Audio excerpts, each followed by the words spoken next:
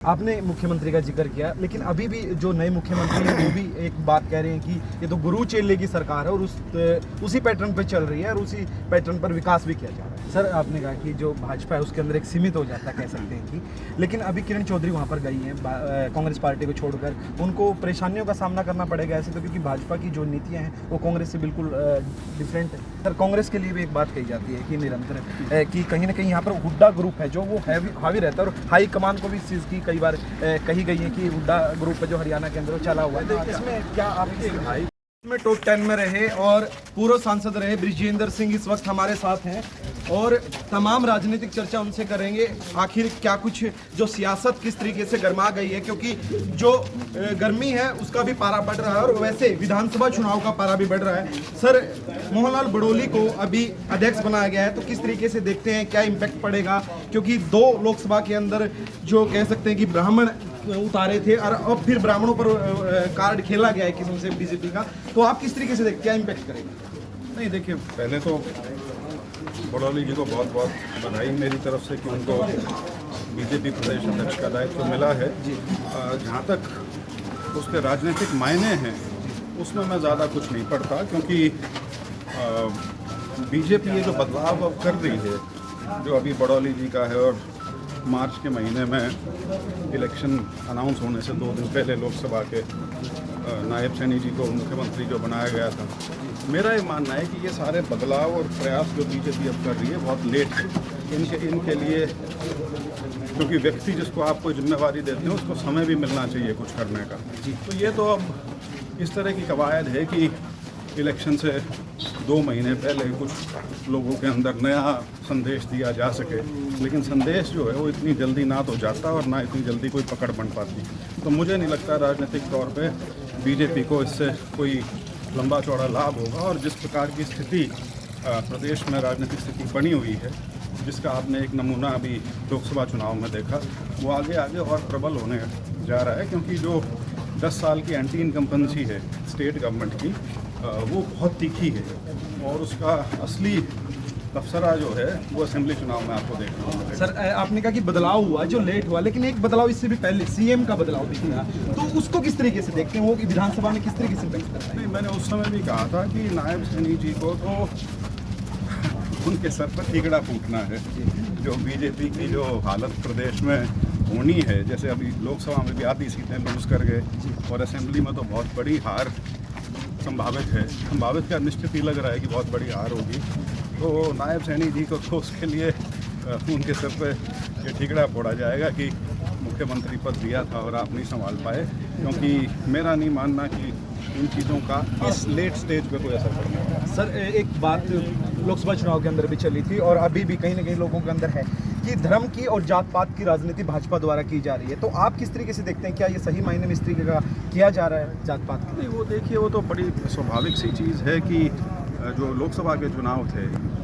पहले फेज़ के बाद, पहला फेज़ 19 अप्रैल को था, 7 फेज़ का चुनाव था, पहले फेज़ के बाद ही जो बीजेपी की खासतौर पर प्रधानमंत्री जी की जो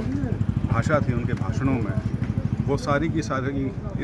इस ओर केंद्रित थी कि किसी प्रकार से ध्रुवीकरण हो सके, क्योंकि शायद उनको आभास हो गया था कि यूपी वगैरह में हालत बहुत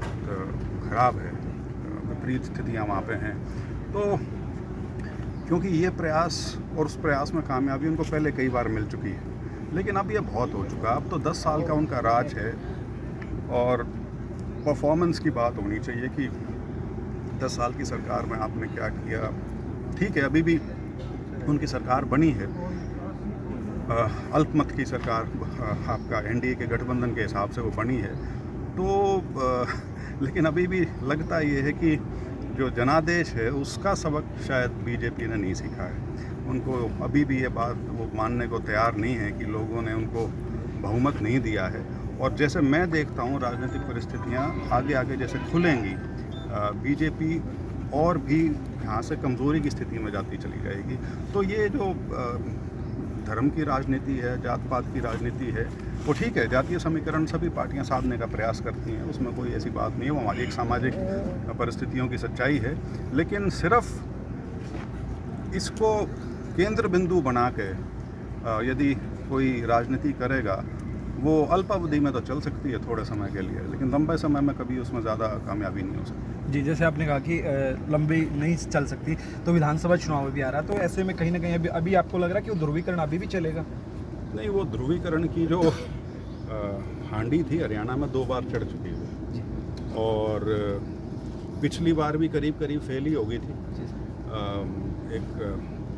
बहुमत नहीं मिला था और समर्थन लेके सरकार बनानी पड़ी थी। अब वो स्थिति बिल्कुल वैसी नहीं रही है। कोशिश कर रही है बीजेपी, लेकिन ये कोशिश सिरे इसलिए नहीं चढ़ेगी कि जो मेन मुद्दा है लोगों के सामने, वो बीजेपी की जो 10 साल की सरकार जो रही और उसके अंदर जो उनकी कारगुजारी रही, चाहे आपका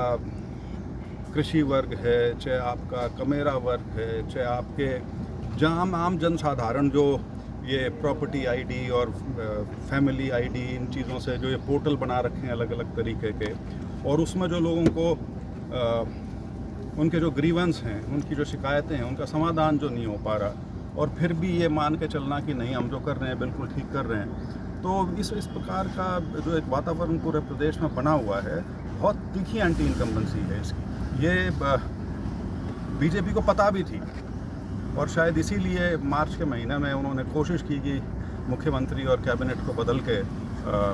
लोगों का मन बदला जा सके, लेकिन ऐसा कुछ हुआ नहीं। आपने मुख्यमंत्री का जिक्र किया, लेकिन अभी भी जो नए मुख्यमंत्री हैं वो भी एक बात कह रहे हैं कि ये तो गुरु चेले की सरकार है और उसी पैटर्न पे चल रही है और उसी पैटर्न पर विकास भी किया जा रहा है। देखिए, राजनीति में खास तौर पे जहाँ पे आप शासन में हों और उस शासन में यदि शीर्ष पर बैठें, हाँ, गुरु शिष्य यदि आपका कोई टीचर रहा है, उस नाते गुरु शिष्य की बात करें तो मैं समझ सकता हूँ, लेकिन अन्यथा जो सत्तासीन है, सरकार उसको सौंपी गई है, लोग उसका आकलन करेंगे। तो ये कहना कि, हालांकि मेरे को नहीं पता उन्होंने ऐसा कहा या नहीं कहा, आप कह रहे हैं इसलिए मैं मान रहा हूँ कि उन्होंने कहा होगा, लेकिन अगर ऐसा कहा है तो कमज़ोरी की निशानी है। किसी भी प्रदेश का मुख्यमंत्री अगर वो ये कहे कि वो पूरे कंट्रोल में नहीं है और कोई एक व्यक्ति या व्यक्ति हैं जो पर्दे के पीछे से सरकार चला रहे हैं, तो ये कमज़ोरी की निशानी है। आप ऐसे सांसद थे जो भाजपा में होते हुए आपने कांग्रेस ज्वाइन किया, तो कितना डिफरेंस बिटवीन कह सकते हैं कि भाजपा वर्सेस कांग्रेस आपने देखा? क्या विशेष बातें रही जो आपको पार्टी छोड़कर दूसरी पार्टी ज्वाइन की? नहीं, देखिए, भाजपा में अनुशासन के नाम पे आपके विचार की अभिव्यक्ति नहीं कर सकते आप जी, और लोग कहते हैं कि पार्टी के अंदर कर लो। पार्टी के अंदर भी ऐसा कुछ नहीं है। पार्टी के अंदर भी जो फैसले हैं वो पहले से लिए होते हैं, और नेताओं की तो सिर्फ उस पर मोहर लगाने के लिए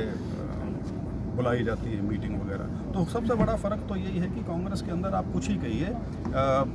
एक कांग्रेस के अंदर, पार्टी के अंदर अपना लोकतंत्र है, वहाँ हर व्यक्ति, हर नेता अपने खुल के बात कर सकता है, किसी को अच्छी लगो बुरी लगो, लेकिन इसका ये भय नहीं होता कि उसके खिलाफ कोई अन्यथा उसको लिया जाएगा। तो ये एक चीज़ बहुत बड़ी है। तो उससे आदमी को एक अपना जो विचार है वो पार्टी के अंदर और लोगों में भी रखने का एक आज़ादी है। सर, आपने कहा कि जो भाजपा है उसके अंदर एक सीमित हो जाता कह सकते हैं कि, लेकिन अभी किरण चौधरी वहाँ पर गई हैं कांग्रेस पार्टी को छोड़कर, उनको परेशानियों का सामना करना पड़ेगा ऐसे तो, क्योंकि भाजपा की जो नीतियाँ हैं वो कांग्रेस से बिल्कुल डिफरेंट है। देखिए, वैसे वो बहुत सीनियर हैं,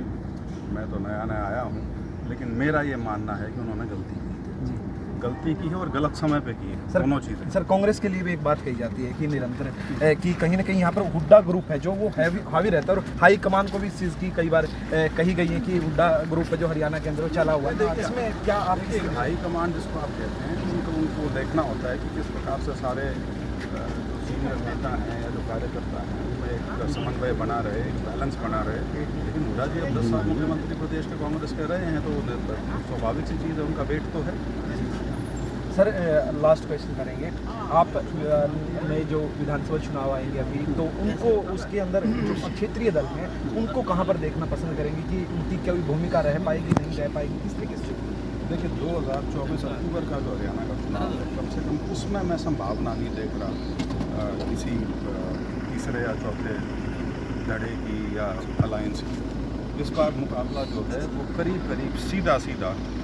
बीजेपी और कांग्रेस के बीच का है। हाँ, एमएलए का चुनाव है, तो कई जगह जो वहाँ के इलाके के समीकरण हैं, हल्के के समीकरण हैं, उस अनुसार ज़रूर 2-4 कैंडिडेट ऐसे हो सकते हैं जो या तो किसी तीसरे धड़े के हों या इंडिपेंडेंट हों, जो कुछ प्रभाव रखते होंगे अपने इलाके में, उनका कुछ असर रह सकता है, बट अन्यथा मुकाबला सीधा सीधा कांग्रेस और बीजेपी का। हमारे साथ पूर्व में सांसद रहे ब्रिजेंद्र सिंह थे, उन्होंने तमाम जानकारी दी और उन्होंने साफ भी कर दिया इसकी अब की बार जो मुकाबला होने वाला कांग्रेस वर्सेस बीजेपी का मुकाबला सामने रहेगा और जो क्षेत्रीय दल हैं वो इस 2024 के विधानसभा के चुनाव में कहीं नजर नहीं आएंगे। हरियाणा तक के लिए जींद से प्रदीप शोकंद।